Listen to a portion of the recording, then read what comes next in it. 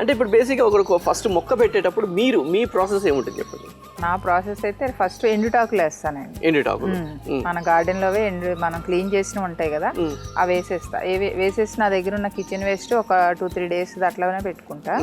అది కూడా వేసి ఈ బ్రౌన్ షీట్స్ కానీ లేదంటే మళ్ళీ ఒక లేయర్ ఎండుటాకులు కానీ వేసి ఫైనల్ స్టేజ్లో సాయిల్ వేస్తాను అనమాట. ఫైనల్ స్టేజ్ సాయిల్ ఏమేమి మిక్స్ చేస్తారు? సాయిల్లో వర్మి కంపోస్ట్ కానీ ఆవు పేడ ఎరువు కానీ వేస్తానండి. ఓకే, అంతే. వర్మి కంపోస్ట్, ఆవు పేడ, అందులో ఇసుక కానీ లేకుంటే ఇసుక అన్నిటికీ అవసరం ఉండదండి. ఇప్పుడు మనకి స్ట్రాబెర్రీకి అట్లా పసుపు దుంపలకి వీటికి ఇసుక అవసరం అవుతుంది, ఎక్కువ దుంప జాతులు వాటికి.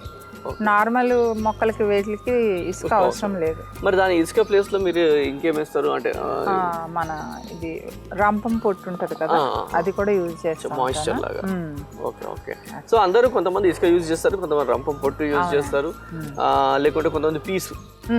అవునండి, ఇది కూడా సో యూజ్ చేసుకుంటుంటారు. అంటే మాయిశ్చర్ ఎక్కువ ఉండడానికి ఫస్ట్ డ్రైనేజ్ హోల్స్ నీట్గా ఎక్కువ ఉంటే మనకి మళ్ళీ వాటర్ ఎక్కువ ఉన్నా కూడా ప్రాబ్లమే మొక్కలతో. వాటర్ స్టాగ్నేట్ అవ్వద్దు, అక్కడ ఆగవద్దు, అవినా కానీ పాడైపోతాయి. సో డ్రైన్ హోల్స్ అనేవి పర్ఫెక్ట్ గా ఉండాలి.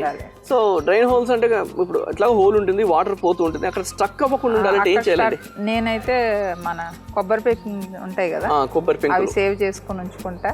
ప్రతి పాటికి అవే ఉంటాయి మొత్తం అన్ని కొబ్బరి పెంకులు. ఆ డ్రైన్ హోల్ ఎక్కడైతే ఉందో అక్కడ పెట్టేసి పైన మిక్స్ లేయర్ బై లేయర్ వేస్తాను అనమాట. దానివల్ల ఏమవుతుందంటే మనం వాటర్ ఎప్పుడైతే పోస్తామో ఆ కొబ్బరి పెంకులు ఉంటాయి కాబట్టి ఆ మట్టిని ఆపుతాయి, వాటర్ బయటకు వచ్చేస్తాయి. లేదు అట్లా ఏం లేదు అంటే టక వాటర్ అంతా సాయిల్ అంతా వెళ్ళిపోతుంది, మొత్తం మట్టి అయిపోతుంది. అయిపోతుంది. Yes yes.